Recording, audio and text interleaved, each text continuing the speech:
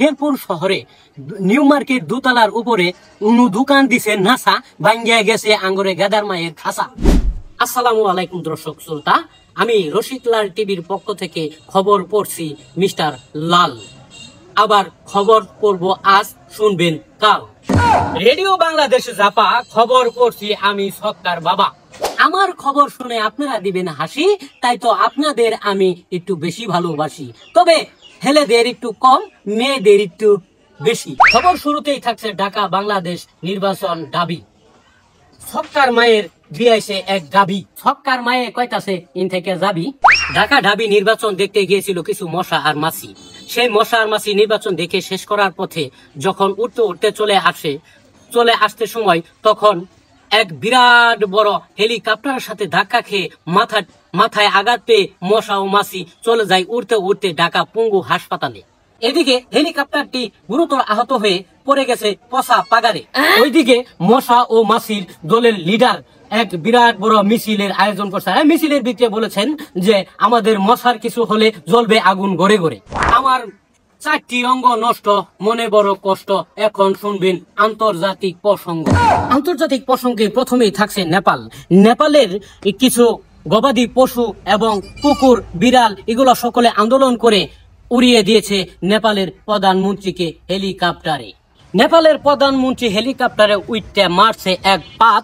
এখন নেপালে প্রধানমন্ত্রীরই খুব অভাব। আন্তর্জাতিক প্রসঙ্গে থাকছেন ডোনাল্ড ট্রাম্প। ডোনাল্ড ট্রাম্পকে টয়লেট খান নামে এক ব্যক্তি অনুরোধ করে বলেছিলেন, বলেন তো স্যার যে সিগারেটের একটি রচনা। তখন ডোনাল্ড ট্রাম্প বলেছিল যে খাই স্টার মিনিস্টার, যেই খাই নেভি পোলাডা হেভি, যেই খাই বেনসন তার শুধু টেনশন, যেই খাই গুল্লিপ তার থায় না পুটকির বালটিপ, যেই খাই হলিউড সেই পোলাডা বেরিব। আবারও দেশীয় সংবাদ। শেরপুর শহরে নিউ মার্কেট দোতলার উপরে দোকান দিছে নাসা, ভাঙ্গিয়া গেছে আঙ্গুরে গাদার মায়ের খাসা। গাদার মাহে না হে কইতাছে আমারে তাড়াতাড়ি বাসা, উইন্দা দোকান দিছে নাসা, এখন হুমানে যাব মার্কেট করবার বাসা। এখন শুনবেন কৃষি সম্ভব। কৃষির ক্ষেত্রে এসেছে এক পুরানা বিপ্লব। সে করেছে একটি হাঁসের খামার। সেই খামারে মহিলা হাঁস এবং পুরুষ হাঁসে বাজিয়েছে দ্বন্দ্ব। এই নিয়ে আমাদের রিপোর্ট করছেন আমাদের পরাণ দত্ত। আমরা এখন চলে যাব সরাসরি পরাণ দত্তর কাছে। হ্যাঁ পরাণ দত্ত, আপনি কি শুনতে পাচ্ছেন? পরাণ দত্ত। হ্যাঁ লাল সাহেব, আমি শুনতে পাচ্ছি। ধন্যবাদ লাল সাহেব আপনাকে আমাকে লাইভে যুক্ত করার জন্য। এখন আমরা এসেছি রঘুনাথপুর গ্রামে জরিনা বেগমের খামারে। হ্যাঁ, ওইখানে পরিস্থিতি কি আমাদের জানান? এখানে দেখা যাচ্ছে খুব ভয়ানক পরিস্থিতি। হাঁসগুলো একটি অপরটির সাথে দ্বন্দ্ব করে এতটাই একটা বিশৃঙ্খল পরিবেশ সৃষ্টি করেছে যা আসলে বলা বাহুল্য। আপনারা লক্ষ্য করলে দেখতে পারবেন একটি হাঁস আরেকটি হাঁসের সাথে মানে এতটাই ক্ষিপ্ত হয়ে আছে, তারা পারতেছে না একজন আরেকজনের উপর ঝাঁপিয়ে পড়তে।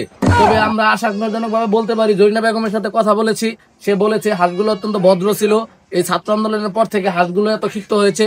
তো সরাসরি এখন আপনাদেরকে নিয়ে যাবো আমি জরিনা বেগমের কাছে, শুনুন আপনারা তাই সে কি বলে। জরিনা বেগম, আপনার জানতে চাচ্ছি আপনার এই হাঁসের পিছনের মূল কারণগুলো কি কি?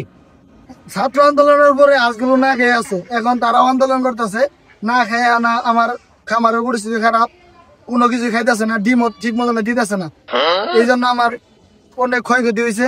তাহলে চাচি, আপনার এই আন্দোলনের পিছনে সূত্রপাত কি সেটা যদি আমাদেরকে একটু জানাতে। এক পুরুষ হাঁস এক মহিলা হাঁসকে প্রেমের প্রস্তাব দিছিল, এই জন্য মহিলা সবাই এই আন্দোলনে নামছে। তাই তারা বলতেছে যদি আমাদের এই বিচার না করে তাহলে আমরা ডিম দিব না। এই জন্য আমি অনেক বিভাগে বেড়ে গেছি। এরা খাইতেছে ঠিকই, কিন্তু কোনো ডিম দিতেছে না। আন্দোলন এরা থামাইতেছেই না। এই আন্দোলনের কারণে এখন এই হাঁসেরা ডিম দিতেছে না। এখন আমি চলাবার পাইতেছি না। আপনারা যদি আমার কিছু সহযোগিতা করুন তাহলে আমি খামারটা সঠিকভাবে পরিচালনা করতে পারবো আর আমরা চলতে পারবো। ঠিক আছে চাচি, আপনাকে ধন্যবাদ। তো লাল সাহেব, আপনাকে যা বলছিলাম এই খামার সম্পর্কে, খামারির মনে খুব দুঃখ নিয়ে সে আমাদেরকে জানালো আমরা যেন তাকে সহযোগিতা করি, কারণ তার হাঁস সেগুলো এখন ডিম দিচ্ছে না। তাই আমি ঊর্ধ্বতম কর্তৃপক্ষের কাছে দৃষ্টি আকর্ষণ করে বলছি আপনারা সবাই এই জরিনা বেগমকে সহযোগিতা করুন। ধন্যবাদ লাল সাহেব। ধন্যবাদ পরাণ দত্তকে এতক্ষণ আমাদের সাথে থাকার জন্য। এখন শুনবেন আবুল হায়াত। আগামীকাল সূর্য উঠতেও পারে না উঠতে পারে, এটা আমার জোরের আলাপ না, কারো বাহের সাধ্য নাই এটা ফিরাবো, এটা জানে একমাত্র উপরওয়ালা।